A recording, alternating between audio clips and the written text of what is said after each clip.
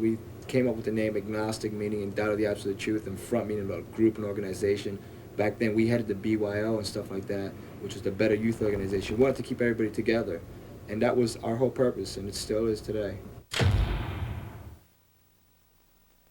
When we first got into hardcore, even before we thought of making a band, it was just an outlet. It was a place to go every weekend where you could go and you could go nuts. You know, you get on that dance floor and no matter what happened to you during that week, you got it out. If I wasn't at the hardcore right now, I don't know, I'd probably be like a truck driver or something. No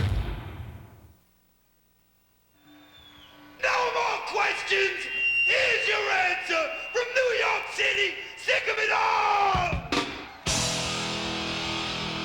Yo, New York, you remember what time it is?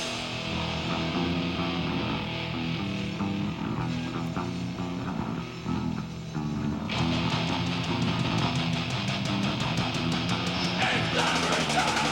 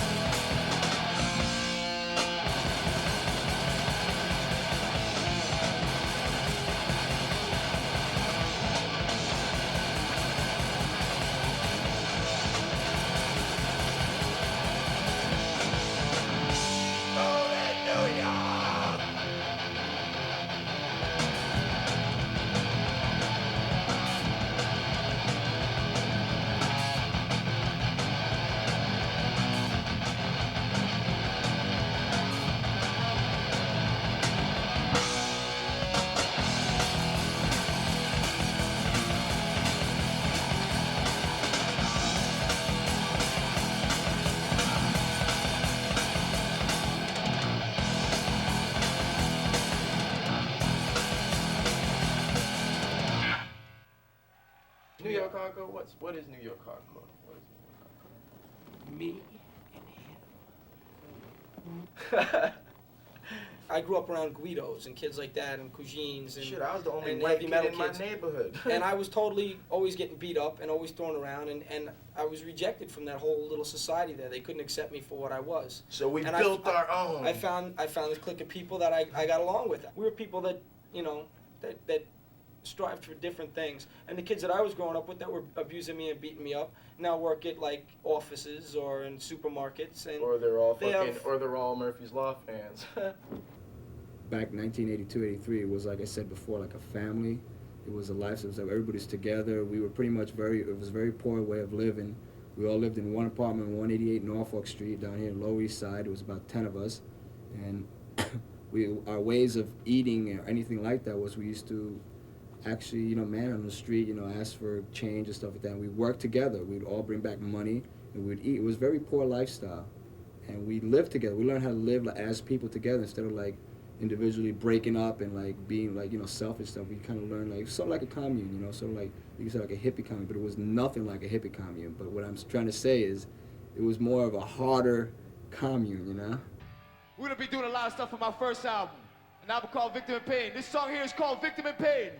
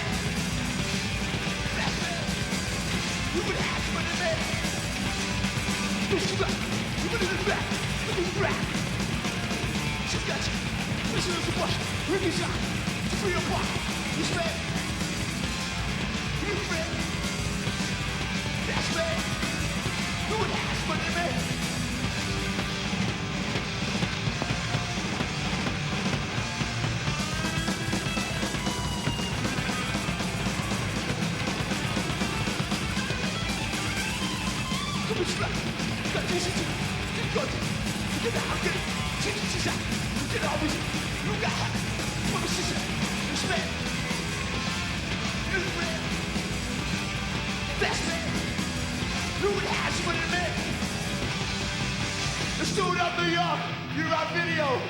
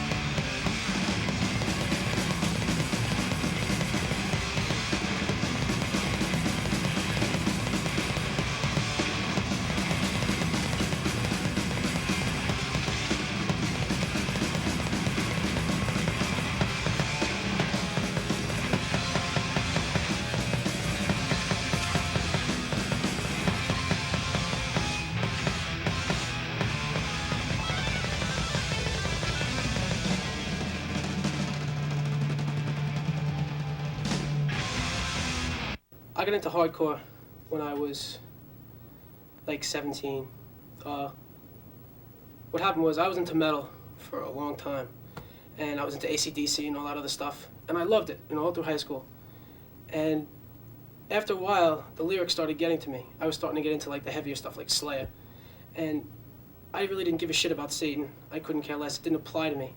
Hardcore raises the issues, proposes the solutions. It takes it that step further, and it also has always dealt with things on a much more personal level that we can all do something about. And I knew when I started putting on shows, when I did the record label, I was not out to change the world. I knew I wasn't going to change the world, but I could always change, and I think I did change, my part of that world. I had to be like 13, 14 years old, and was sick of the scene in Queens. In Queens, Astoria, Queens. as if which there was is kids one. with Jim Morrison's likeness painted on the backs of their jackets, and Jimi Hendrix, and I just wasn't into all these dead people, you know? I wanted to see music, and like, kids were going to concerts, and they were like, It's like, And you can't you have can't fun get in an involved. arena. And You know what I'm saying? The thing that made the whole punk rock hardcore thing really special is that you could relate to the people in the band. You know, I missed the whole era of big rock arena bands.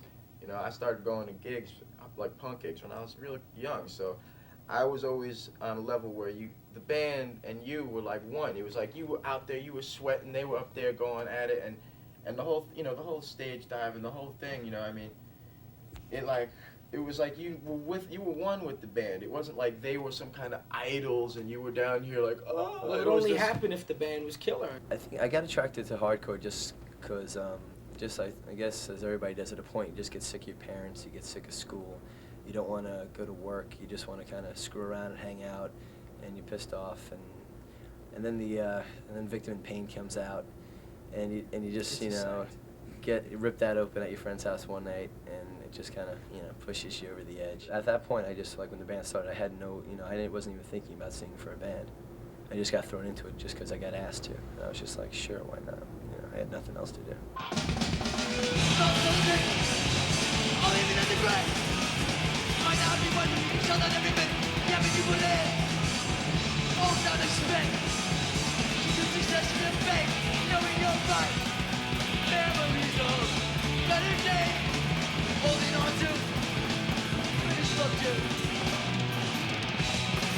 Competition, not this way.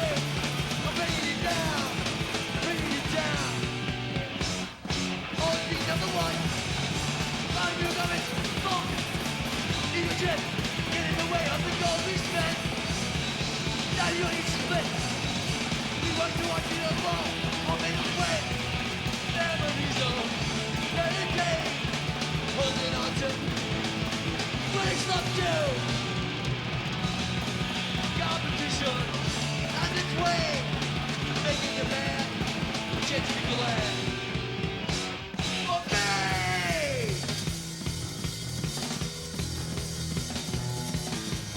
Get a wallet.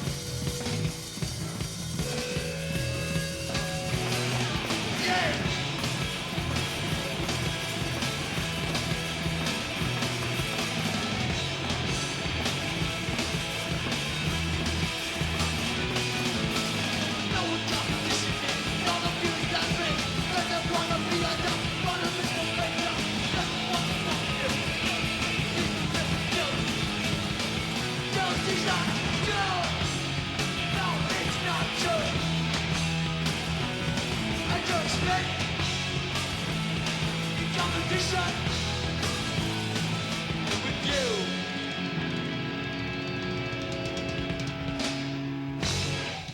Our music is written total crowd participation. Yeah, You know, you 'cause can't- that's how we grew up. Listening to early hardcore was total crowd participation. You know, pile on, sing along, all that stuff. That's your outlet. I mean, you can't. It kind of dulls the energy when you have a 6-foot barricade from the stage to the audience. All right, there's like 4 or 5 different generic types of slam dancing. Now, because I've been around for so long, I remember where those types stemmed from. There was like Jimmy Gestapo used to have a certain style that now is mimicked by thousands of people. John Watson used to have a specific style that is now mimicked by thousands of people. I had a style, I mean, me and John Bloodclot used to have our own style. Paul Dordal had his own little thing. We each had little characteristics about our style of slam dancing. It was almost funny. It was like you'd look into the crowd and you'd identify everybody you know jumping around doing their little freaky thing. And now you got all these people doing their, I mean, I can sit and go, there's the Jimmy Gestapo, there's the, you know, and he's doing the funky chicken, and he's doing, you know, sure there used to be fights on the dance floor, but that used to happen when people who weren't down with the scene would come out and think that it was about hitting each other. You know, you'd get a lot of people who had never been around who thought that they were tough guys and had to be down with the in thing, so they'd get out there and be like, you know, and eventually get the shit beat out of them because they'd hit the wrong person, you know. You let out all your frustrations. If you were fucking happy, you got on a dance floor and you danced like a nut. It was the best. It's the best thing. You go to a Chili Peppers gig now and you see this circular, you know, pit thing. You know, like, from what I remember, this guy Watson, you know, everybody would be doing their thing, and it was this one dude, Watson, who was running around in circle around everybody else, and then one day somebody followed him. The next thing you know, there was 4 people following him. And then the next thing you know, years later, and now with the Chili Peppers. and he don't even go to hardcore shows anymore. It is a boys club thing now. It's like these half-naked, bald, sweaty guys, which girls I'm sure would love. You girls love to watch half-naked, bald, sweaty guys go grind on each other. But in the reality, when there was pogoing and the stimulators and skanking, we did it all together. Girls were there. I love, you know, I love to dance with girls. You know, I love girls are cool, and it's a cool thing. Actually, I never did get hurt in hardcore. I mean, believe it or not, never taking pictures. I did get hurt once though. I was shooting the Cycle Sluts from Hell, not even hardcore band, at the Ritz, and I mean, I just didn't expect anyone to be dancing around, so I wasn't, you know, had all my eyes open everywhere, and I got kicked in the back of the head, and I had to get stitches right here. But I don't know, hardcore's not dangerous compared to everything else, so I don't know.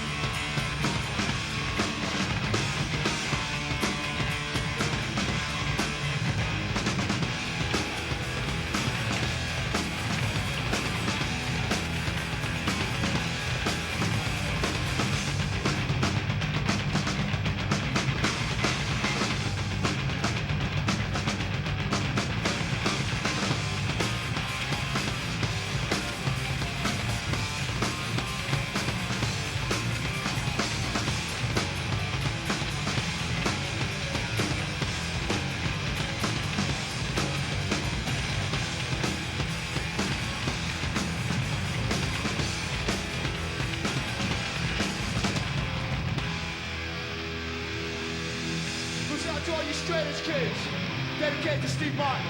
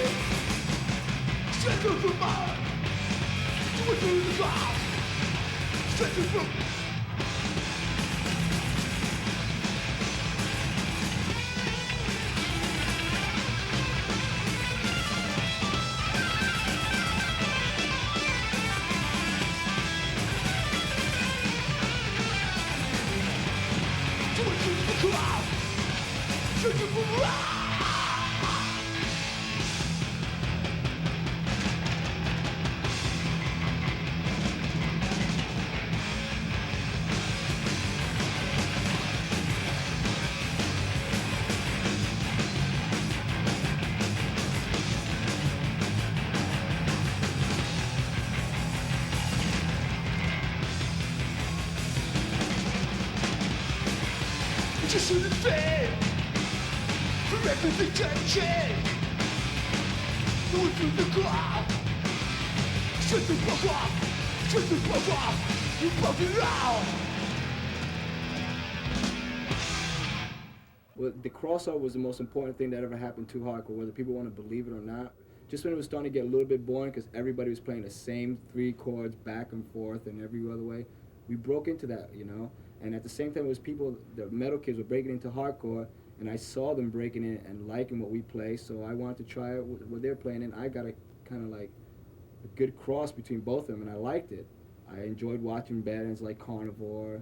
I enjoyed watching Whiplash, and you know later on Slayer, Metallica. You know, like the real big ones. There's a riff on the first Metallica album. It sounds just like a Bad Brains riff. I remember going, "Damn, this just sounds like a bunch of long-haired dudes trying to play hardcore." It's really That's stiff. exactly what I said. It didn't have, like I said, you know, like we were like But I gotta really admit, into the though, groove thing. They are Metallica. one of my favorite bands Yeah, now, though. well, I now. mean, Initially, I felt like, you know, kind of like, what the fuck, you know, those people got long hair, so they get picked up by the industry faster than us or something, because they're, but that was just, you know, whatever.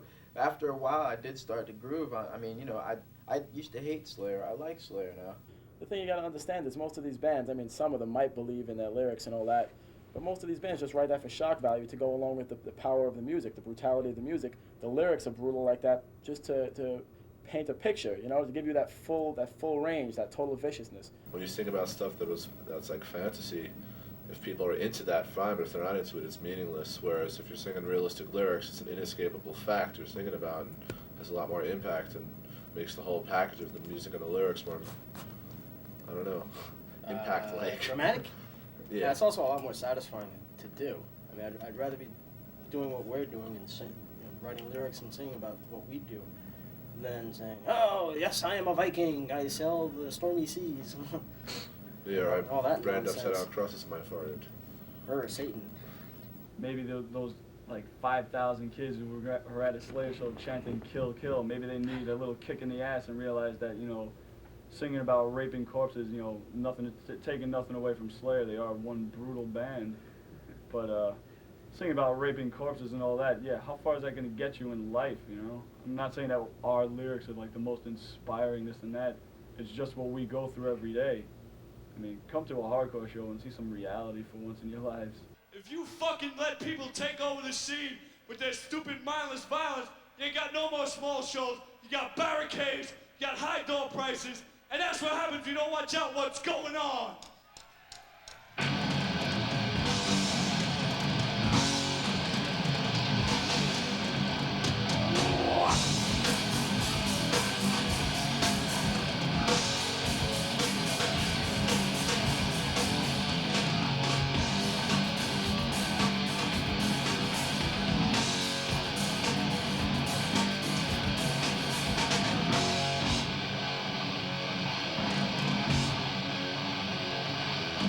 Does anybody realize what's going on?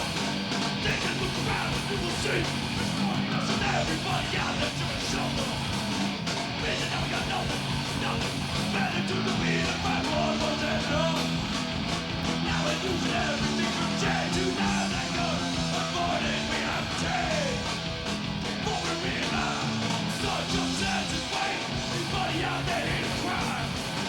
Bother to a boss and to a tool. The fool's getting wet and you gotta realize that it's all just such a way to be the fight for what they know. Now we're losing everything from day to night like a morning we have to take. But we realize such a sense is weight. It's all a game to you. And to follow your friend. Never to know you hurt. All the consequences.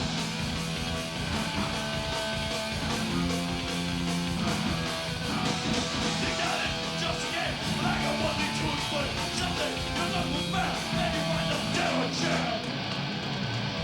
You're New York City, that whole floor is all yours.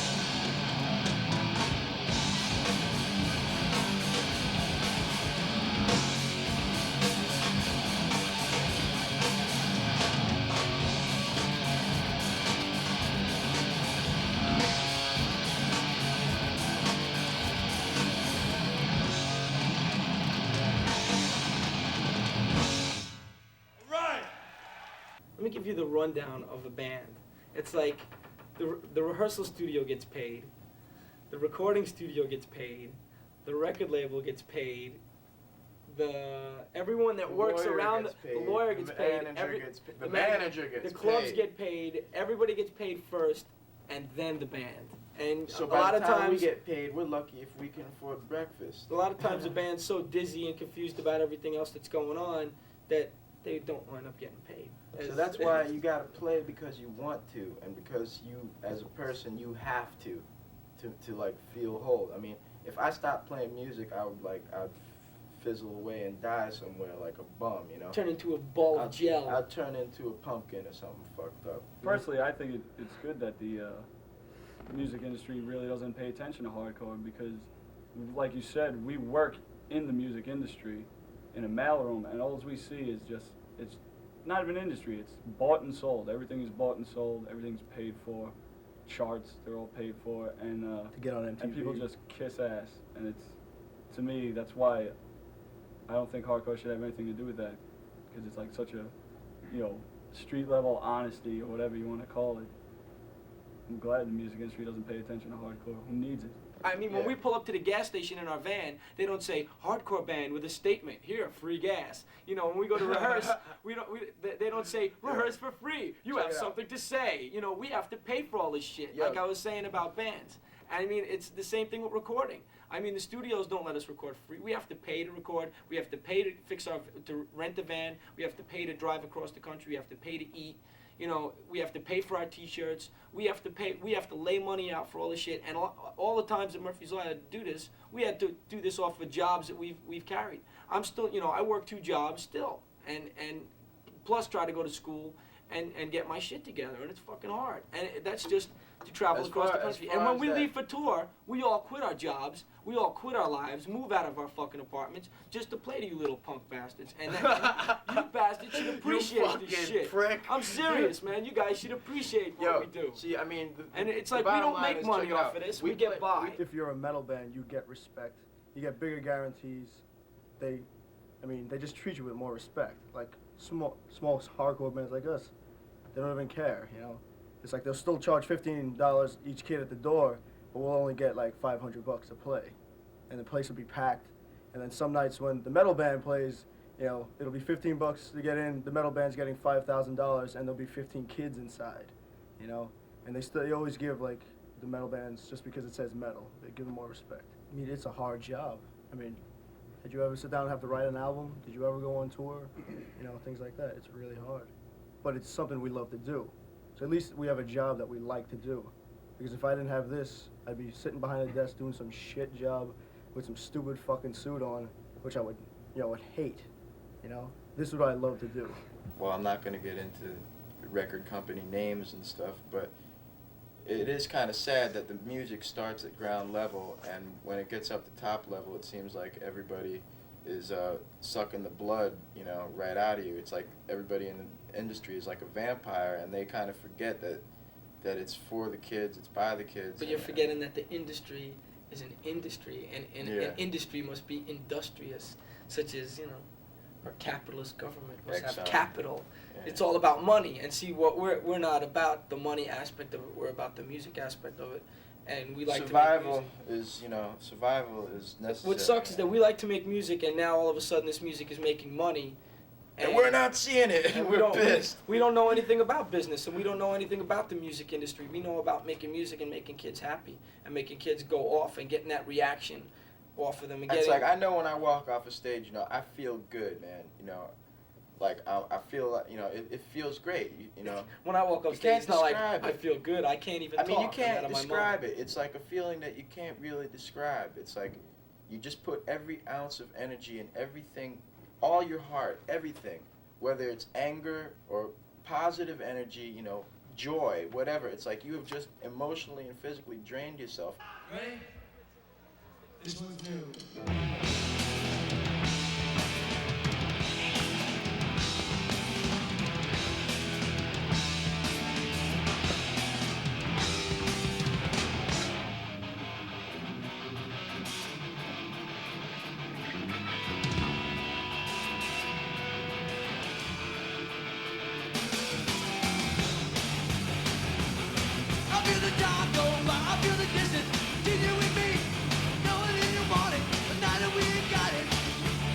You gotta turn it around, pick it up, the things we said, what it meant, what did it mean to you? Oh, we forgot the best things, and I feel the distance, maybe you missed it, and I feel the distance, maybe you said, not enough to turn away,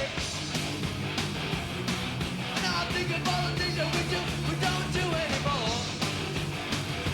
Is it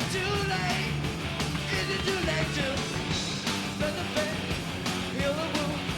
Build it right back to you.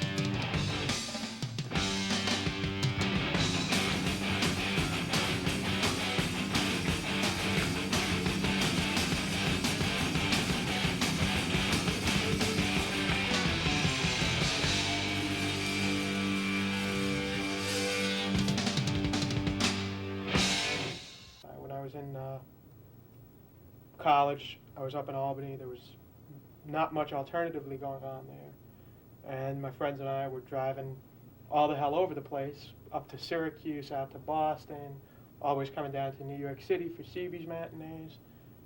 And we were just traveling too much. We weren't getting our schoolwork done because we were too involved with traveling around to see the shows. We decided it was hardcore. We could do it ourselves. We found a hall to rent out. Found a sound man willing to work with us, and then got the bands coming through, and it became a pretty big thing. For quite a while, towards the end of my college time, it became a real regular stop for all the bands that were coming through, that were playing New York City, that were playing Boston, and needed somewhere in between. And we did all the Black Flags, Suicidal Tendencies, and all that stuff. And the important thing was, there was nobody outside involved. It was run by kids, for kids. The bands were playing for the kids. And there wasn't that barrier there that there is everywhere else. And there wasn't some big company taking our money. Jimmy was trying to say something about trying to get paid. Harley was trying to say something about getting paid. And it's really bad. I mean, for the bands, you know, they get screwed over by lawyers and businessmen or whatever. Little labels get the same deal, only worse. You got to put upfront money, pay cash upfront for all the records you put out. You put out a single, you got to pay, you know, a couple $1,000s to a pressing plant before they even send you the records. Then, when you give them to a distributor, they say, okay, we'll pay you in 60 days. Then what happens is they sell out in 30 days, and then they say, oh, well, send us more. Well, how the fuck can I get more unless somebody gives me money to press it again? It's like, I don't have an endless wealth of cash. You know, the capital's not there for me to do anything with. It was us doing it because we wanted to do it, because we really cared about, and we still do care about, the integrity of the music. And that's when I had finished college, I was in law school, and still wanted to keep a finger in what was happening, and that's when a friend and I started a record label called Combined Effort, and for the same reason. There were a lot of bands that wanted to do stuff that didn't want to be with the bigger record labels and make some more money for someone else, like this video is doing. But, you know, and that's a choice for bands to make, whether they want to. It seems to be very often justified by getting larger exposure, getting their message across to more people. It's not upsetting, but when you put your heart and your soul into something and you don't get nothing back, you know, it's depressing and you don't want to do it anymore. So when people say, oh, big business is bad or making money is bad, that's bullshit. Because if I didn't have money, if I don't have money to put out records, I also don't have money to eat. If you're really into what you're doing, what you want to do is spread your message and play your music to as many people as you can, and do it for as long as you can. Make a job out of it, a life out of it. But That's what we're trying to do. Take it as far as we can. Wouldn't you rather put on the radio and listen to Agnostic Front, Sick of It All, Gorilla Biscuits, you know? Wouldn't you rather listen to that than to what you listen to now? So here it goes out to all the punks and skins, and to my own Latin brothers, since I am from Cuba. I bear respect to all the lads out here. This is called Crucified.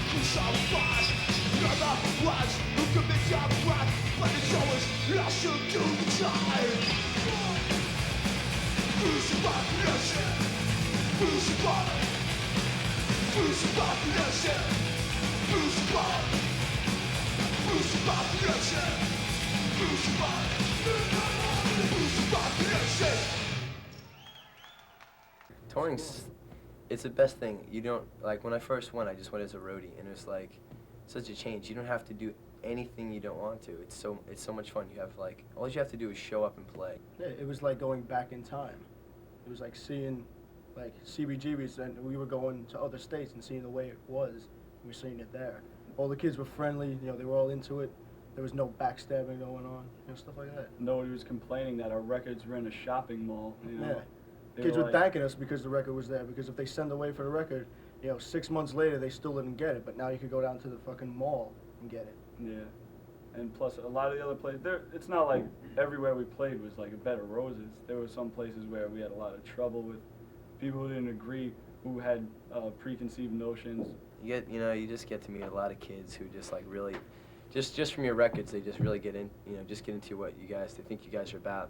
Sometimes they get disappointed, because like they just read the lyrics and they think, here are these guys and they're, they're really righteous and they're all cool and stuff, and we're just, we're idiots just like everybody else, So it's like sometimes they just like, these guys are dicks, but it happens. You can't, make everybody happy. What about Europe?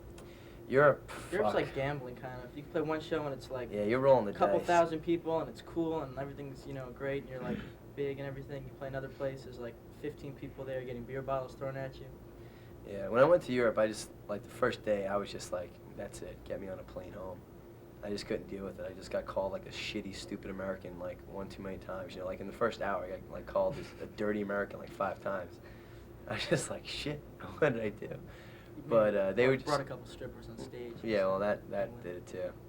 But it's just different. Everybody's really political there, and like they just crack on Americans because they're like, ha, you had an actor as a president, and then they'll leave it at that, or they just make fun of you because of Bush and stuff, and just political. No one, loves it. yeah, Walter loves Europe, but politics in general, I think Americans really aren't into it, and in Europe, that's their thing. To be punk and to be into hardcore, you're into politics, and like they were throwing questions at me, and I was just like, shit, I don't know. Never ever thought it would get to Europe. We played Czechoslovakia and Yugoslavia, and it was intense. The kids were out of their minds because they found this new freedom, and it was such an enlightening thing compared to a lot of kids here that don't even know how spoiled they really are. I mean, here we were playing to places where kids had to pay like what would be the equivalent of $30 American for a Murphy's Law record, and $30 American or $30 there is like a month's pay for them. The thing that's great about it is you're always moving around, so you could be any kind of person you want in these different places. We played one place where Sammy Petone, he was pretending he was a cowboy. And I was a stuff. cowboy. No, I'm just kidding. No, seriously. But I put on like a little fireman We stayed hat at this one kid's sometimes. house, and the kid went out for the day with some other members of the band. They went out to like some creek and went swimming. So Priscilla went into his closet and put on his boots and his leather jacket and stuff like that, and dressed up like all really punk rock. And we went down to the mall, and he walked in the record store, and he goes, "Where's the Misfits record? Where's the punk section?" Did you do that? He was running around.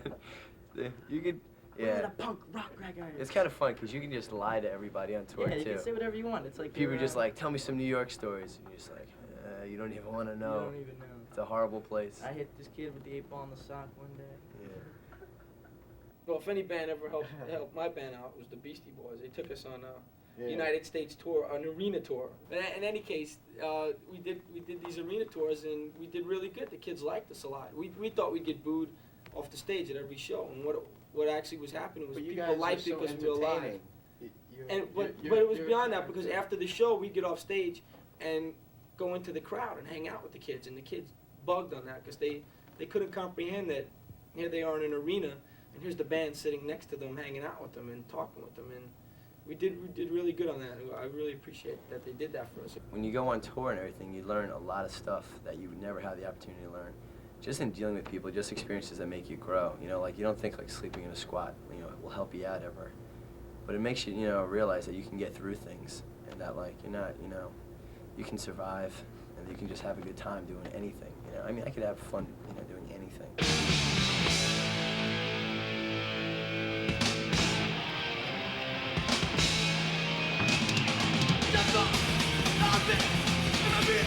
I don't give a shit, let it street on my town.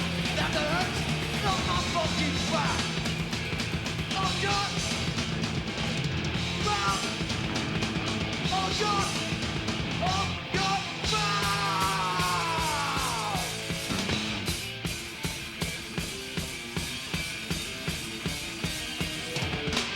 Not a stand up, but what you believe, I don't fear of your critics. Fighting like you need, listen from your best, if that you don't understand. Be yourself and be the best you can. Step back, bump it, easy one, be something. Not the same thing, argue yourself, push coming down. Go for the person, hold your ground. Oh God! Wow!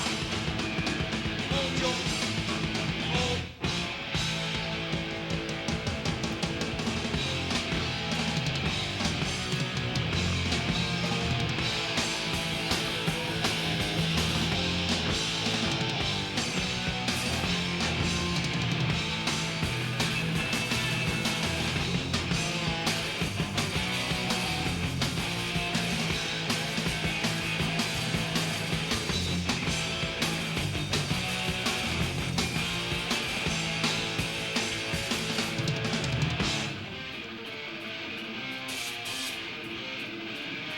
On the ground, let me stand up.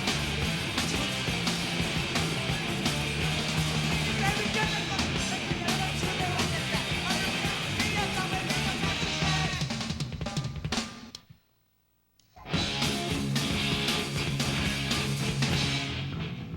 just they were on my back to get my time. Just not as precious as it seems. Now the time for hanging out, talking on the boat. What did I expect? My diamond sweet, nowhere to be found. Next time I'll try, for the first time in my life. Won't pass me by, procrastinate, and can't wait. Put it off, let's start today. Let's start today. Ooh, the mess I can't get dressed. Got me out by hands off. Deep inside I know the answer. No, I'm not the president. I hang out with who doesn't. Make no mistakes for this lifetime. Here to make a man. Next time I'll try. For the first time in my life. Won't pass me by. I can't wait. I cut and I'll start.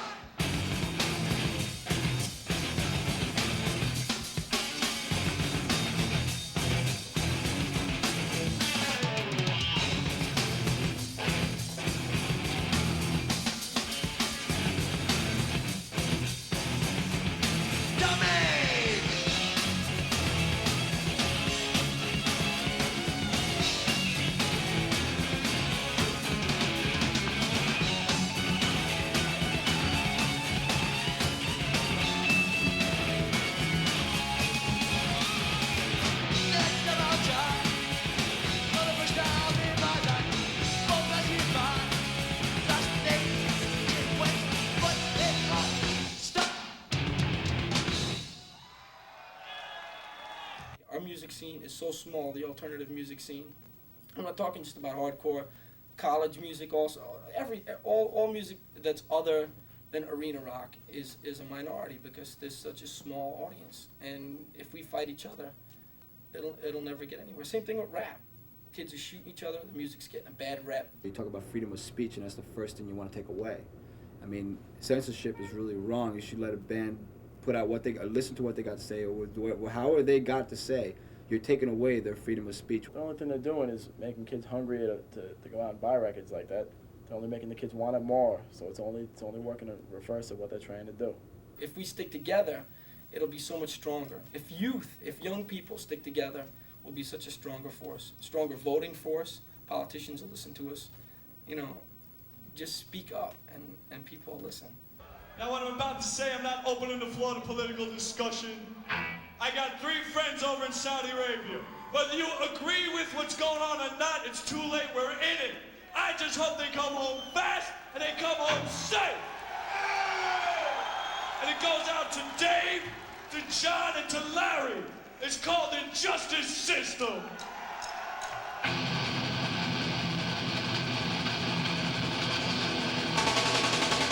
Freedom, around us all we have. Oh, don't you take away. But there are those who will try to rule the life that you and I truly we must fight. Right, it's time to take the man. It's time to take the man. Right, it's time to take the man. Again, and murdering the name. But that's the man. I know, he said, but only has real influence. Now the whole shame will make friends. I'm not telling you to marry. But to me, it's got to be a better way to find more right. And to ourselves, to do for ourselves, and not be led around by the honors only we must fight. I know right. We must fight.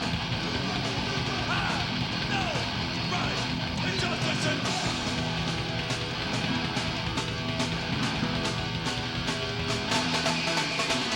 freedom around all the world. Don't be taken away. No matter what it is they try. Because the flag of freedom burns deep down inside me.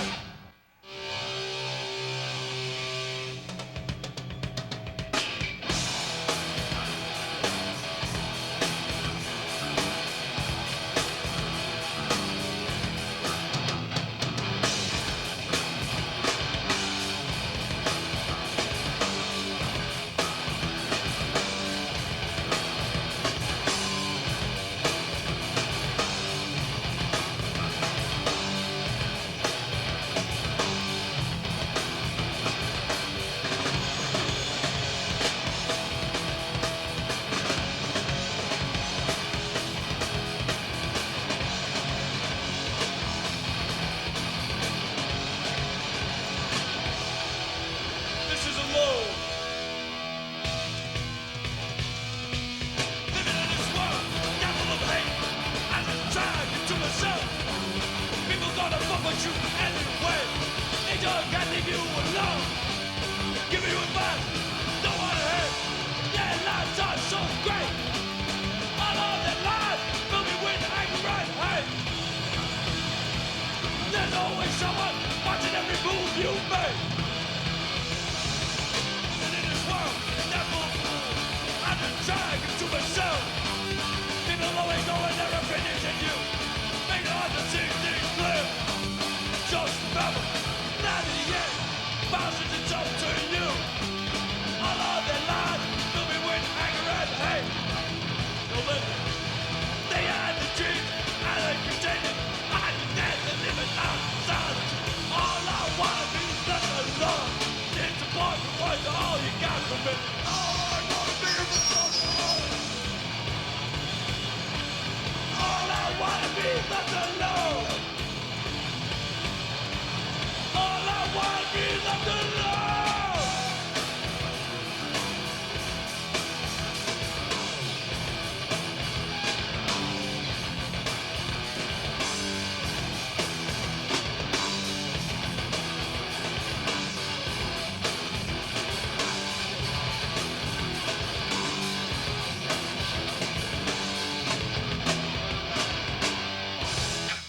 Now, as far as we go, it's more of a unity thing. You come to the show to have a good time, but that's what we want to put out to these kids.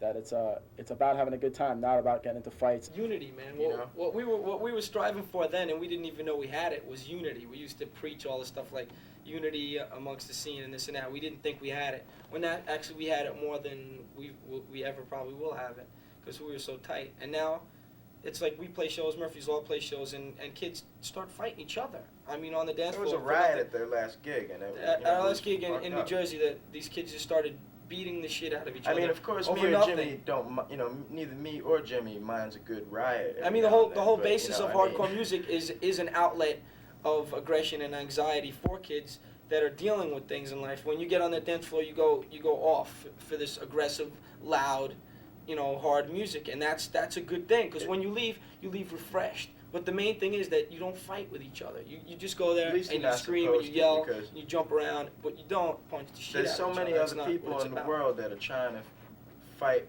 us. If kids would behave themselves at shows instead of bringing knives and shit to the things, you wouldn't have to have barricades or bouncers. But this is the way it is now.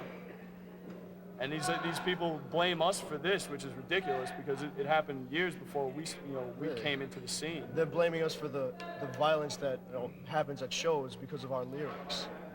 I mean, that's just like saying Ozzy Osbourne killed those kids with his lyrics. Well, the fact that there is no matinees because people themselves have destroyed it, because it's gotten to a limit. Like I was at the last matinee where Killing Time broke up, and there was a fight that beat up the bouncer. Yeah, you get these kids and they come in pulled like out gang guns and stuff style, like and that. they start trouble. It ruins the whole thing. Well, it used to be the best scene I've ever seen in my life. New York hardcore was the best. But now with all the violence, I mean, you can't even have small shows. This is the only show that's been in New York in so long. And if you're a small band, you can't play the Ritz. You know, where's the growth going to be now for new bands? Were they going to play the Ritz every week? You can't. There's no CBGB matinees or anything like that. So it kind of fucks everything up for like the new kids to keep the scene going. You know, if you have no place to play, then the scene won't grow. I mean, I used to work CBGBs. Everything was kept cool. Me, Jimmy Gestapo, and Harley kept everything cool. Anybody went out of control, we make sure, we didn't beat them enough. We just make sure it was there's cool. also the older people, like he just mentioned. Those people, their lives move on. I'm not saying that they're not into it anymore, but they go and they do other things, and they can't be there all the time for every show. So what happens is these new kids come in, and there's no one to police it, and they just take over and run rampant, and things like that get out of hand. A lot of people look into us as a band to like bring back the old hardcore style, and which is what we hope to do. And I'm telling you right now, if we can't bring it back, we're gonna get together with some of the older bands and we're gonna take it back. Basically, I hate to say it, but stop the violence. That's what's going on now. Yeah, I Too much hate to violence. say that too, but I guess I'll have to. We have to stop the violence. We gotta stop the violence.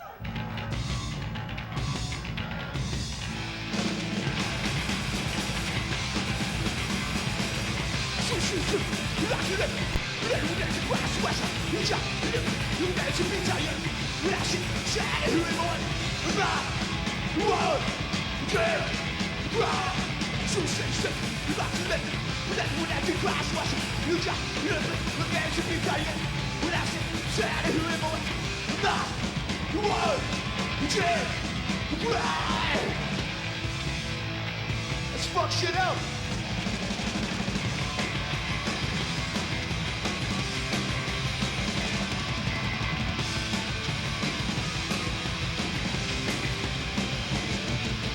There's no justice. I'm nothing. Full of us. There's no justice. There's no love. There's nothing.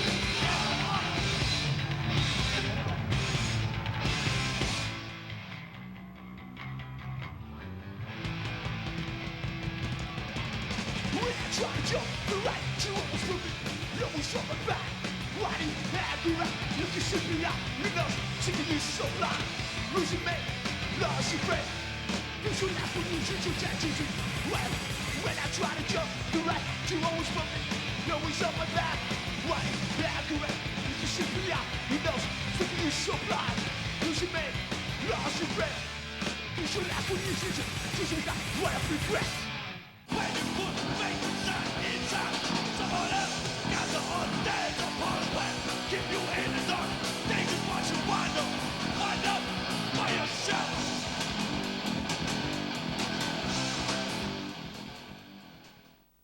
Okay, Gorilla Biscuits started, I think about late '85, and we started off just how everybody did.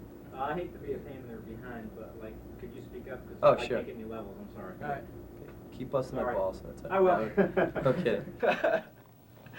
As we sit in the farting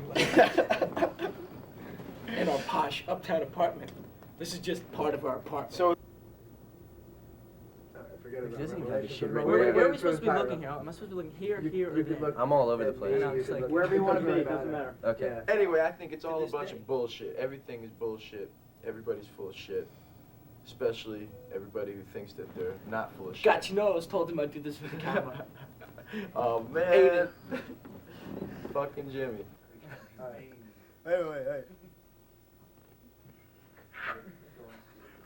No, it's Very better this fucking way. professional. Yeah, Good. yeah, I know. It's like. It's okay. I think we should kill everybody. And I'm very much into politics. Worst of all, I'm an Islamic, neo-Hindu, Buddhist, satanic Jesus freak. Bands you never heard of. That's old like Malignant hardcore. too. You know Malignant too, Hal. Old like Mental punk abuse. hardcore bands, Mental mental abuse, abuse. bands like that. Bands that You just have can't that take away the rawness. glory from There's those glory. bands. The Psychos. Psychos. Jesus Christ, the Psychos. It's like undeniable glory there, you know? I don't have anything else. It's good.